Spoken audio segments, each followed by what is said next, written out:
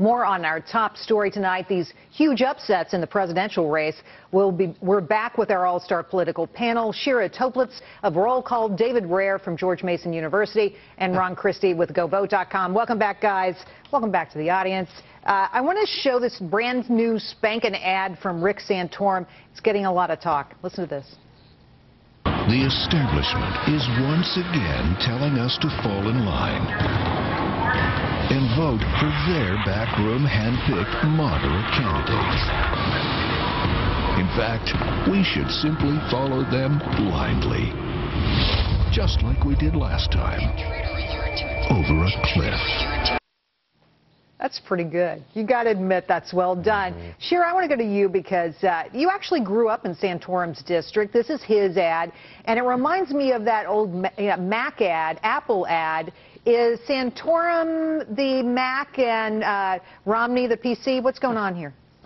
Well, I think he's trying to present himself as that. I do agree that was a really creative, interesting ad. I actually wrote a story this morning about Rick Santorum's longtime strategist and ad guru, John Brabender, who I think created that ad. In any case, the message here is that Rick Santorum is different. He's the alternative. He's not the cookie cutter. I think what the campaign is trying to hint there, a cookie cutter candidate like Mitt Romney, and then maybe in a way Newt Gingrich as well. So that's the message. And it's interesting. One part of the ad you didn't show there is at the very end when in the Apple commercial, I believe the person rips off and shows their Apple T-shirt. Well, in this commercial, one of the people marching in line rips away the shirt, and you see a sweater vest, which is obviously Rick Santorum's trademark outfit on the campaign trail these days. Really cute, creative touch there. David, well done. I heard you making noises through that, and you are our media politics expert here. Right. Is this going to play well? What do you think?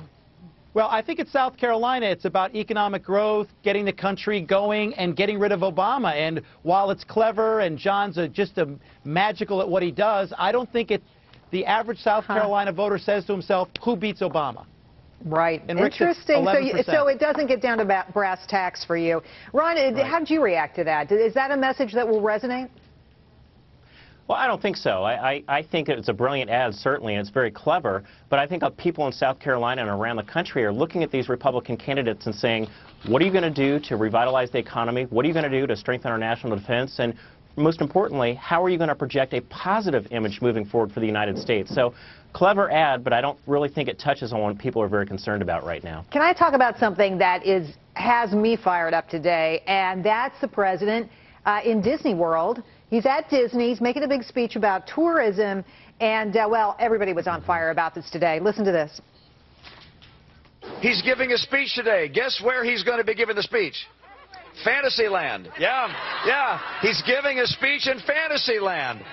I want you to think about the president standing with Mickey Mouse on one side and Goofy on the other.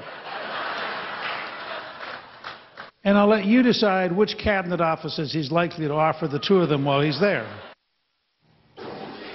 David, obviously the candidate's having a lot of fun with this, but right. What does it say to you?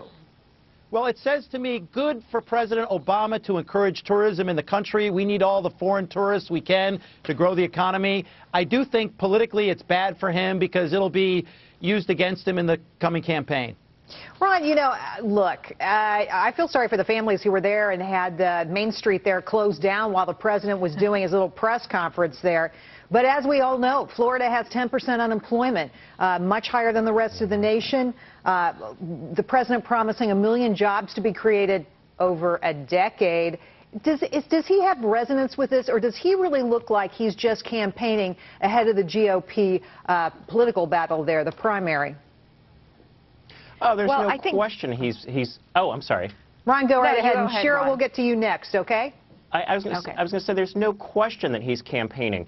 Florida is a swing state. It's vital for President Obama if he wants to be reelected to win Florida. He's down there on another photo op. You know, he wants to talk about creating 1 million jobs. He had a prime opportunity with the Keystone Pipeline, which of course you're going to talk about later on in the show, where he could have done so. He's all about optics, all about an illusion of creating jobs and working hard, but the substance just isn't there.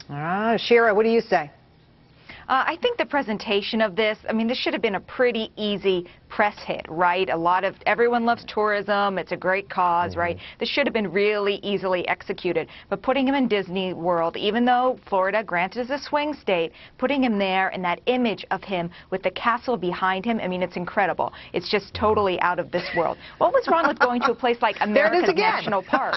You know, it's like Space Mountain. It's not Cinderella's castle. It's just a very odd photo right now, given all the serious issues our country is facing. What was wrong with going to a national park right now? A real disconnect. That's true. All right, guys. Shira, David, Ron, thanks so much for helping us out tonight. Great job. Really appreciate having you here.